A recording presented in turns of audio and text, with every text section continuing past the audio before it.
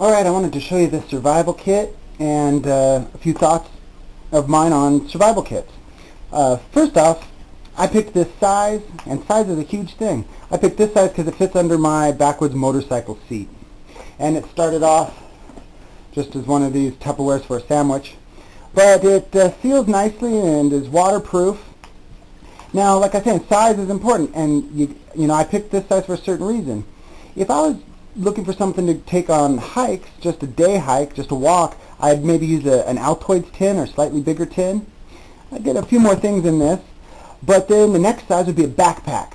So, you know, I could have bigger water filters, some water actually, and some containers of fuel. So then you got the backpack size. I could grab that, I could keep that in the car or whatever, and then you've got your big chest of, you know, disaster supplies for, you know, staying at home base. So whether it's a small for a walk, a pack for camping or in the car, or something big to defend home base and be prepared at home base, you know, I think there's a few different ways to look at this. But let me show you what I got in here. First off, rubber bands. I could use these in the field, maybe for snares or to hold my space blanket shelter in place. Right off the bat, you know, I'm thinking, what could I use this for? I spray painted it black, but the inside I didn't. And my thought there is that I could maybe even, I have a screen here, and with some sort of a medium, I might be able to make sort of a water filter out of this container with that, you know, just a little fine screen, just to get out some debris. But also then I could add the water tablets and purifying water tablets, and so there's those. But let me get into this here. What do we got here? You know, it breaks down into first aid, making fire, and water purification, and food. So when I'm looking at the first aid, a lot of things can have a double purpose. You know, I've got these cotton balls and this gauze. If I had a bad cut, I could always put the cotton balls on and gauze around it so it has an extra absorbency. But these are good fire starters. I can use these cotton balls to start fires. And this chapstick, if I put chapstick on the cotton balls or petroleum jelly, then they'll light a lot longer and they'll work better for starting a fire. This I can use for any purpose, like a lubricant. If I'm getting some sort of a rub on my feet, you know, some sort of chafing or some blister that's forming, you can use some chapstick like a lubricant on a zipper that's not working very well. And then you can also use this for chafing on your skin. You can use it for waterproofing. You can use it, it'll burn like a candle if you put a wick in it.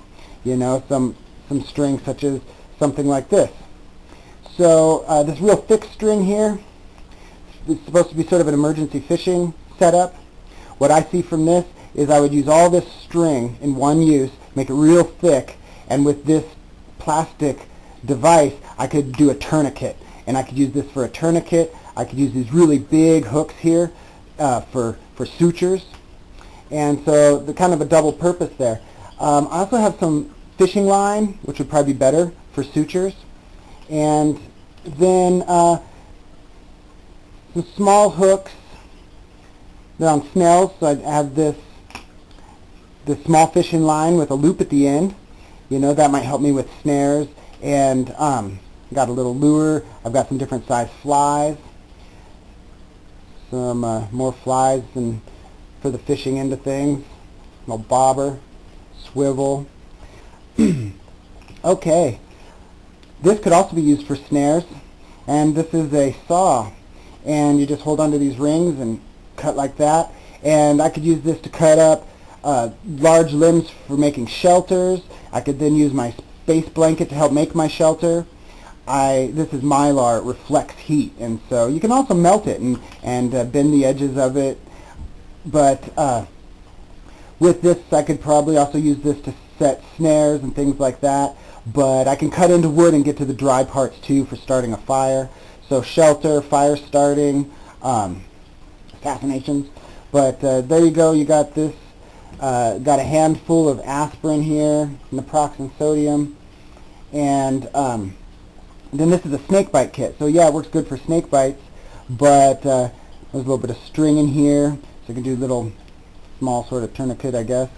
Then inside here there's some surgical blades, there's some iodine, so that could have some uses besides snake bites.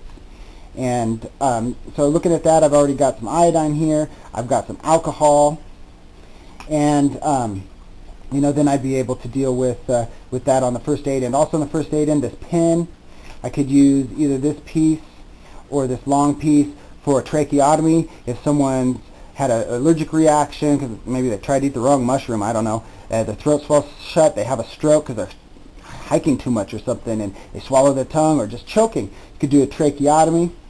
I can also leave a note. Hey, I'm heading this direction. Please find me. I don't have any food. So communications as well as first aid. Here's a little knife. You know, I've got some scissors on one end helping me make snares and fishing rigs, but a little file, maybe sharpen something up. I got the knife here, you know, tracheotomy. Okay, so a little knife. This is a nifty fire starting device. In here, there's Zippo lighter fluid, and then this is sort of a flint apparatus there, and then what this gives you is sort of this nice match, and also a lot of spark. I could keep sparking if I ran out of fluid or the match wasn't working, but I got extra fluid in here. I could pour this fluid on some of those cotton balls that I put some chapstick on, and that's going to help me get my fire going. So the flint, the fluid, I got some alcohol too if I needed more fluid. So you're looking at starting a fire there. These Q-tips, same thing, cotton and paper. They can help me either for their application. You know, I could dab this in a little alcohol, or I could, and then I could use that as a match. So there's that end of things, and there's just a little more fishing supply stuff there. So that's what I have in my safety kit. You know, looking mostly at shelter, first aid, keeping things where I can either do snares or fishing for food, and then a few thoughts, you know, about water filtering with this thing. But I could also put real green leaves and set this in the sun, and with it being black, maybe it would create condensation in there, and I get a teeny little bit of water from this. So there's a couple ways I could get water from that, and then you know, you saw a few first aid, fire starting, and other ideas. But that's what I got in my safety kit. I encourage everyone to make a safety kit and have one for small day hikes, one for camping or in the car, and then one big thing to stay prepared at home.